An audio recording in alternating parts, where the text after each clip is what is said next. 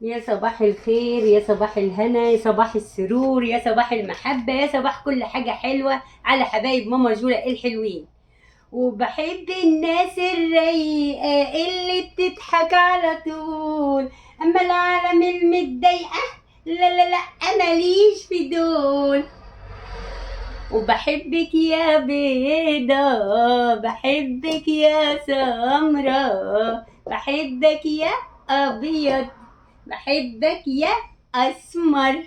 لو قلبي هنا بحبك، لو قلبي هنا بحبك، لو قلبي هنا بحبك برضه بحبك. لو ما عملتليش لايك برضه بحبك، لو ما شفتنيش برضه انت في دماغي وبحبك. النهارده بقى هفني على مزاجي بما اني محرومه من كل حاجه عشان السكر. فقلت ايه، عايزه اعمل محشي، نفسي اكل محشي من زمان ما اكلتش محشي. فقلت هعمل محشي صحي وحلو خالص خالص خالص، مش هيضرني.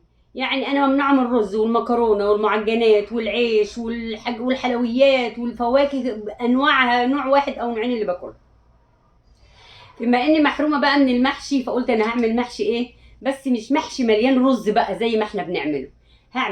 هكتر البصل. طبعا انا كترت البصل اهو، بصوا. وانا بعدين بحب اخرط البصل بالسكينه، ما بحبش اعمله في الكبه يا جماعه.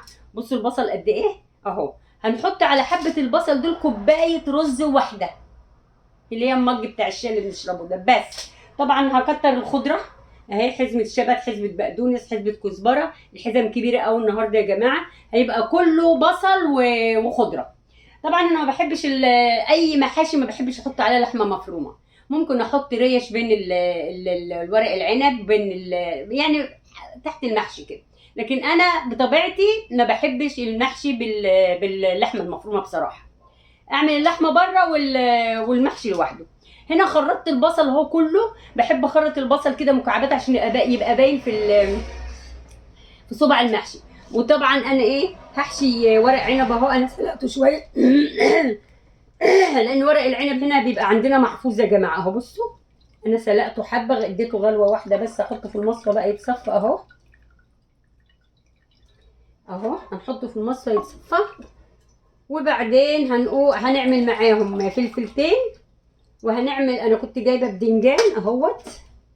بصوا انا كنت جايبه بدنجان اللي انا عملته مكدوس، هنزل لكم طريقه المكدوس برضو، عملته فيديو. طبعا دي بطاطس هتتخرط تحت كعب الحله. طبعا هنحشي فلفل، الفلفل عندنا كبير قوي اهو. هنحشي بدنجان اهو، بدنجان الصغنن ده، والفلفل الالوان، بس قرنين فلفل وشويه ورق عنب وحبه بدنجان.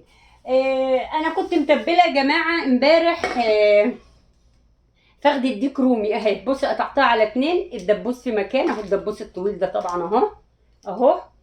والصفحه بتاعته في مكان. شرحته طبعا وتبلته تتبيله حلوه بالبصل والليمون والملح والفلفل والبهارات بتاعتك اللي انت عايزاها، وسبته يوم كامل في التلاجة. وطلعته دلوقتي احطه في صينيه صغيره كده واحطه في الفرن على ما اخلص المحشي معاكم. هتكون الفخده استوت. هحط الاكل واوريكم بقى المحشي اتعمل ازاي والفخده طعمها ايه. انا اول مره اقطع الفخده كده، دايما بعمل الديك الرومي على بعضه. بس بما اني انا وجوزي لوحدينا ما بناكلش الديك الرومي لوحده، حرام بيترمي. وما بلاقيش حد حواليا هنا ادوله حاجه غير انا وجارتي تحت، هي تطلع لي ولا تطلع لها. انا وهي مش هناكل ديك رومي اصلا، وهي ما عندهاش عيال اصلا، عندها عيل بس واحد صغير.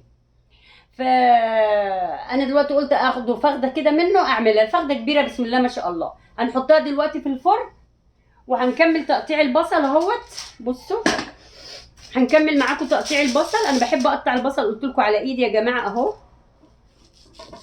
بقطعه على ايدي اهو. بقطع البصله كده نصين شرايح صغيره اهو. سكينتك تكون حاميه بس خلي بالك من صبع، الا تعملي غصب عنك تعملي محشي باللحمه المفرومه اهو. بصي اهو، قطعي بقى البصل بتاعك زي ما انت عايزه. انا بحبه يبان في المحشي كده، لان من طبيعتي انا بحب البصل يا جماعه، بحب البصل في الاكل. احب لما اعمل لحمه او شوربه او حاجه احط البصلايه كبيره اهو. بصوا هنخرط بقى ونجهز ونخرط الخضره ونجيب الرز ونتبل التتبيله. هتحطي للمحشي اهم حاجه في المحشي الكمون. في ناس تقول لك لا ما نحطش كمون، لا، اهم طعم في المحشي الكمون. حطي كمون، ملح، فلفل، شويه جنزبيل صغيرين، شويه بابريكا لو عايزه تحطي، شويه جوز الطيب لو عايزه تحطي، حسب امكانيات التوابل اللي عندك. ما عندكيش غير ملح وفلفل، حطي ملح وفلفل يا جميله انت يا حلو. يلا يا حلوه انت وهي، هنخرط ونخلص وبعدين نشوف هنعمل ازاي. ولما تخلصي خالص المحشي وتحطيه اللي هو ورق العنب، تحطي على وشه شويه زيت زيتون، وبعد لما يقرب نص سوا كده تعصري عليه ليمونتين وكلي بالسلامه. هنعمل دلوقتي نخرط البصل ونجهز الحاجه ونرجع لكم تاني نشوف هنعمل ايه. يلا بينا يا جماعه نعمل المحشي. المحشي ده سهل جدا جدا جدا، ولا هتخدعي ولا هتقلي ولا تعملي اي حاجه. انا هعمله محشي ني، اسمه ني في ني، يعني كل حاجه نيه، البصله نيه، الخضره نيه، ولا هقلي في زيت ولا في سمنه ولا احط لحمه ولا اي حاجه. اسمه محشي ني في ني، محشي على قد الايد يا جماعه. سرقت ورق العنب وعندي الفلفل، عندي اي حاجه عايزه تحشيه. هنعمل ايه يا ماما جوله؟ بصوا بقى، انا جبت الصلصه بتاعتي اهي عشان بس ايه دوبتها شويه، عشان هي ايه بتبقى زي المعجون كده، فلازم تدوب شويه. دوبها بقى في معلقه مرقه، لو انت عندك مرقه دوبيها في معلقه اي حاجه، دوبها في اي حاجه. تمام اهو. انا دوبتها في معلقه ميه، شويه ميه صغيرين اهو. وهناخد كمان واحده اهي لان دي مش هتكفي، تبقى الصلصه شويه صغيرين اهي. هناخد كمان شويه كده اهو. خلي دولت بقى ايه لاي حاجه تانية. طيب انت عملت ايه يا ماما جوله دلوقتي انا خرطت البصل اهو شايفين اهو البصل اهو. طيب البصل ني يا ماما جوله؟ ايوه ني اهو، البصل ني اهو زي ما هو. انا ما بخرطش البصل في الكبه يا جماعه، ما تخرطيش البصل بتاع المحشي في الكبه، خرطيه على ايدك كده اهو عشان ايه تحسي بطعمه كده في الاكل. طيب وخرطت كمان الخضره اهي يا جماعه اهيت. طبعا انا كترت الخضره، كترت البصل كتير جدا. كوبايه رز واحده اهيت، او كوبايه ونص زي ما انت عايزه. انا هحط كوبايه واحده علشان مش هحط رز كتير عشان السكر اللي عندي. هبدا اعمل ايه بقى؟ هتعملي ايه يا ماما جوله؟ اول حاجه هحط الصلصه اهيت. احط الصلصه على اهي. احط الصلصه على البصل اهي يا ولاد، شايفين اهي. ادي الصلصه اهي على البصل اهي. تمام. هنا حطينا الصلصه على البصل. بعد ما حطينا الصلصه على البصل هنقلبه تقليبه حلوه كده اهوت اهو. تقليبه حلوه خالص اهو. وبعدين هجيب الخضره اهيت الخضره اهي. نزلي الخضره بتاعتك كلها، يعني المحشي ده اسمه ني في ني.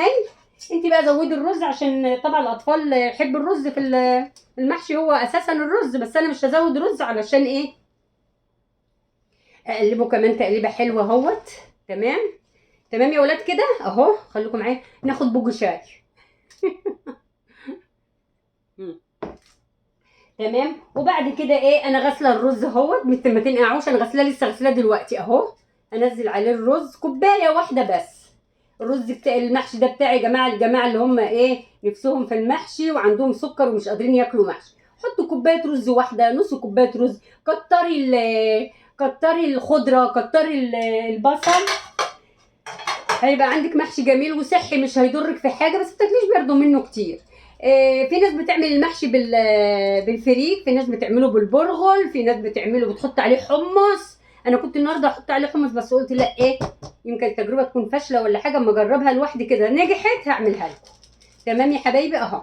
هنبدا بقى نبهر بقى، نجيب الملح والفلفل والزيت. حطي بقى ملح، فلفل، كمون، زيت، كل البهارات اللي عندك اللي عايزه تحطيها حطيها، الطعم اللي انت بتحبيه واللي اولادك بيقبلوه حطيه. انا دلوقتي هحط شويه زيت واقوم ابهرهم. بعد ما نبهر ونحط الزيت ونحط الملح والفلفل والكمون وكل حاجه، هنقعد نحشي مع بعض.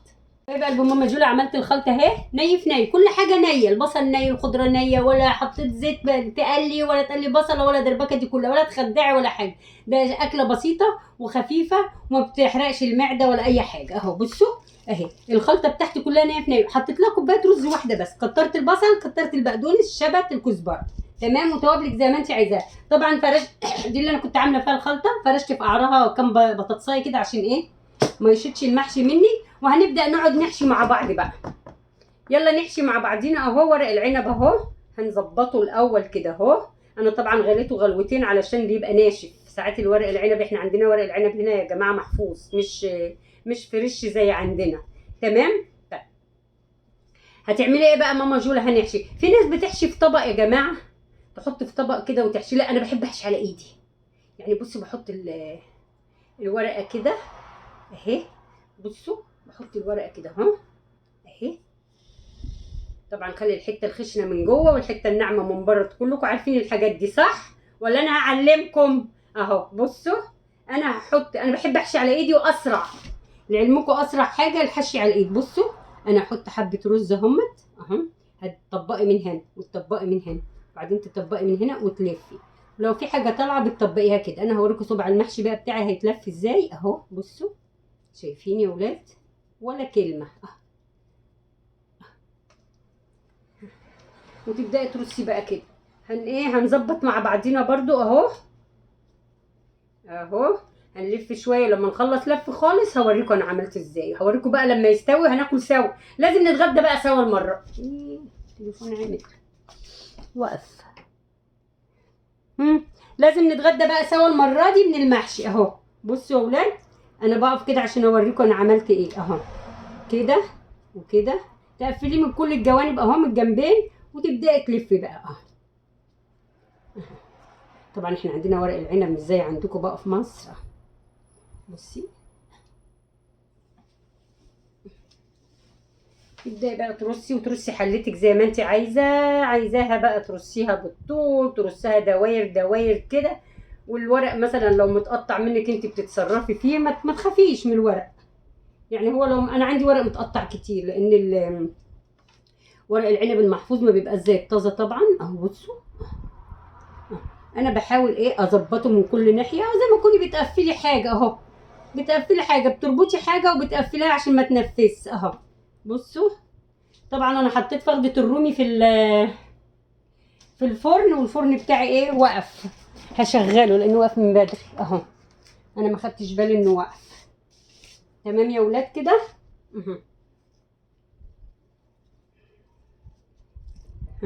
ادي ورق العنب اهو اهو اهو اهو. قفلي من هنا وقفلي من هنا. قفلي من كل ناحيه اهو. الحته اللي تلاقيها باينه اهو. انا اسرع حاجه ان انا بعمل على ايدي اهو. بصوا ولا كلمه قال لا ماشي لا. يلا هنعمل الكميه كلها واوريكم بعد الحشو ان شاء الله. بعد لما يستوي هجيبكم تاكلوا معايا. لازم اجيبكم ابعت لكم طياره خاصه تيجوا تاكلوا معايا. يلا بينا نشوف هنعمل ايه. وهنا يا حلوين حشينا المحشي اهوت. حشيت ورق العنب وحشيت بصوا اهو ده الفلفل والبدنجان. وحشيت ورق العنب اهو اهو ورصيته. هنسويه بقى ازاي؟ انا طبعا غليت له ميه في الكاتل اهو. هنحط بقى على ورق العنب شويه زيت زيتون. انا الاصول احط حبه صلصه بس انا مش هحط صلصه لان حاط صلصه كتير في الرز اهو. هنحط شويه زيت زيتون صغيرين اهو اهو. بس تحط ياما اهو. لا مش ياما. شويه زيت صغيرين اهمت. وغليت الميه اهي. تحطي الميه بقى زي ما انت عايزه اهو. غطيه بالميه بس ما غطوش قوي عشان ما يبقاش بايش اهو. حسب ما انت شايفه كده اهو. وهنا طبعا اهو هحط برده ميه اهو. ميه بتغلي. انا غليت ميه في الكاتل بس كده. هنحطهم بقى على البوتاجاز يستووا. وبعد ما يستووا ان شاء الله ان شاء الله هنوريكم احنا بناكل ازاي. بناكل كده همي. انا كان نفسي في المحشي من زمان بس محرومه منه. الدكتور قال لي اياكي والرز والعيش والمعجنات دي كلها ممنوعه. بس برضو النفس يا جماعه بتهفني نفسي على حاجه كده باكلها. من كام يوم كده نفسي هفتني على حاجه حلوه اكلها. كلت 2 فاكهه. كلت واحده خوخ وكلت واحده كمثرى تقريبا او 2 فاكهه. وبعيد عنكم بالليل كنت اروح المستشفى بصراحه. كان يعني مستشفى جسمي كله فار عليا وبقيت اهرش في جسمي. الحته اللي اهرشها كانت تطلع دم. الحته اهرشها ودم يعني عشان عندي سيوله نافوره. وقفت في البانيو حطيت رجليا في الميه. بعيد عنكم كان بحر. فكده اتأدبت يعني من ساعتها وانا اتأدبت الحمد لله. يلا بينا هنسوي المحشي وبعد ما يستوي هوريه لكم وهو مستوي وان شاء الله نتغدى سوا باذن الله. قعدتكم معايا تتغدوا. حط لكم كرسي جنبي كده لان انا ما عنديش كراسي والترابيزه يعني يا دوبك على قد الركوزي بس هقعدكم برده جنبي. يلا بينا حبايب قلب ماما جول. وادي المحشي هنحطه على النار. يلا نحطه على النار كده. البوتاجاز بتاعي 100 اهوت. بوتاجاز الاوضه بتاعت النوم ده. اهو هنجيبه على 5 على الماكس، وده كمان على الماكس على ما يغلي، وبعدين ايه نبقى ايه نوطي عليه. يلا اشوفكم في فيديو حلو زيكم، فيديو المحشي. باي باي. يلا باي.